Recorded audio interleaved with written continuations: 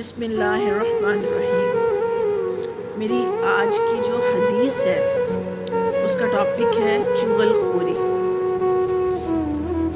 ہم لوگوں کو بہت مزہ آتا ہے چغل خوری کرنے کا۔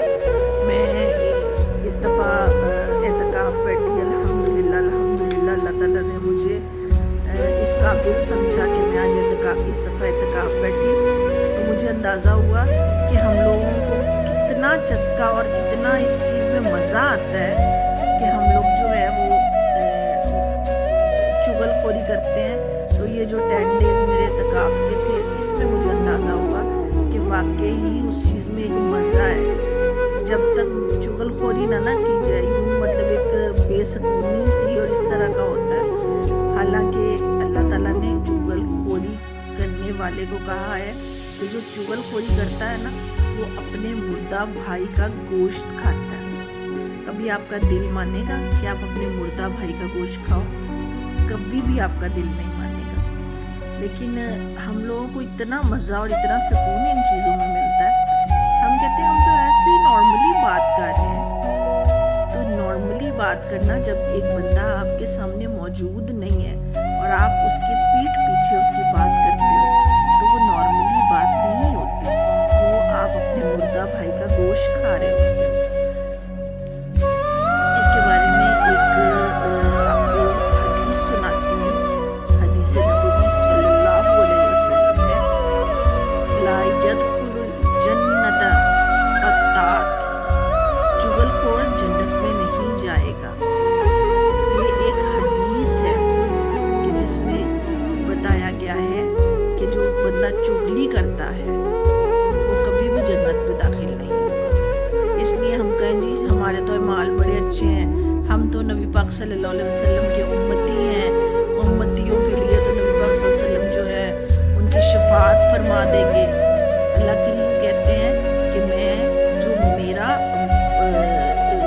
میرے حقوق چھوڑتا ہے، میرے حقوق پورے نہیں کرتا، میں اپنی رحمت سے اس کو تو معاف کر دوں گا، لیکن جو دنیا والوں کے حقوق چھوڑتا ہے، دنیا والوں کے حقوق غصب کرتا ہے، ان کے حقوق میں کبھی معاف نہیں کروں گا جب تک کہ وہ خود معاف نہ کرے۔ اور چغل خوری ایسی چیز ہے کہ ہم جب تک ہم کیسے اس کی معافی مانگیں؟ جب ہم کاری اس کے پیٹھ پیچھے رہے ہیں اس کی برائی، تو پھر ہم اس چیز کی معافی نہیں مانگتے اور وہ جو ہے حقوق العباد میں آ جاتا ہے، اور حقوق العباد کی معافی نہیں ہے۔ یہ بات ذہن میں رکھیں۔ تو میں بہت زیادہ لمبا ولاگ نہیں بنانا چاہتی، اس لیے کہ میں چاہتی ہوں آپ کو چھوٹی چھوٹی باتیں بتاؤں، ان چھوٹی چھوٹی باتوں سے آپ سیکھیں، آپ کوشش کریں۔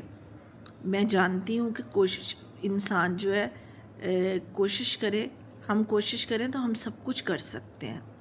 کوشش کرے کہ کسی کے پیٹھ پیچھے اس کی برائی نہ کرے۔ تو انشاءاللہ تعالی ہم لوگ آج سے عہد کرتے ہیں کہ ہم کسی کی چغلی نہیں کریں گے، کسی کی پیٹھ پیچھے برائی نہیں کریں گے۔ اگر پیٹھ پیچھے آپ برائی کرتے ہو، اگر وہ برائی اس میں ہے تو چغلی بن جاتی ہے، اور اگر وہ برائی اس میں ہے ہی نہیں تو پھر وہ بہتان بن جاتا ہے، اور بہتان چغلی سے بھی بڑا گناہ ہے۔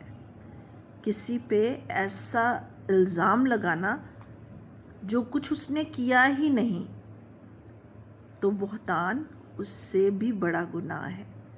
اس لیے کوشش کیجئے کہ کسی کے پیٹھ پیچھے کوئی ایسی بات نہ کرے، بلکہ اللہ پاک نے فرمایا ہے کہ میرا بندہ، اگر آپ کو کسی کی کوئی بات پتہ بھی ہے نا، کوئی برائی پتہ بھی ہے، تو آپ کوشش کریں آپ اس پہ پردہ ڈالیں۔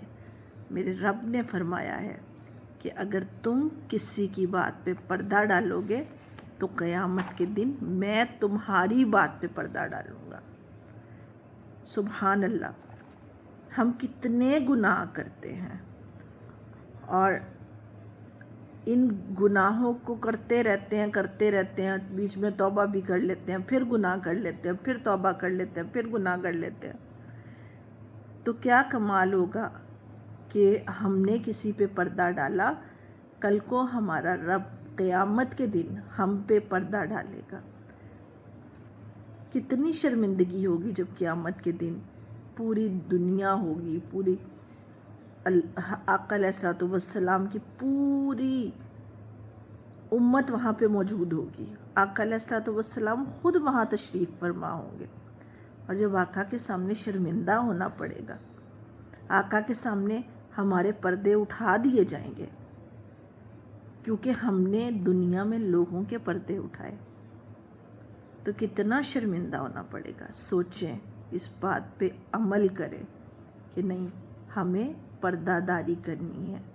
ہمیں اگر کسی کا کوئی راز پتہ بھی ہے نا تو اس کو چھپانا ہے، صرف یہ سوچ کر کہ قیامت کے دن اللہ کریم ہمیں آقا علیہ الصلوۃ والسلام کے سامنے شرمندہ نہیں ہونے دیں گے، ہمارے راز پہ پردہ ڈالیں گے۔ بہت شکریہ۔ اگر آپ کو میری کوئی بات پیاری اچھی لگی ہے تو میرے اس بات کو ضرور لائک کیجئے گا۔ تو اب مجھے آپ اجازت دیں، اور اللہ حافظ۔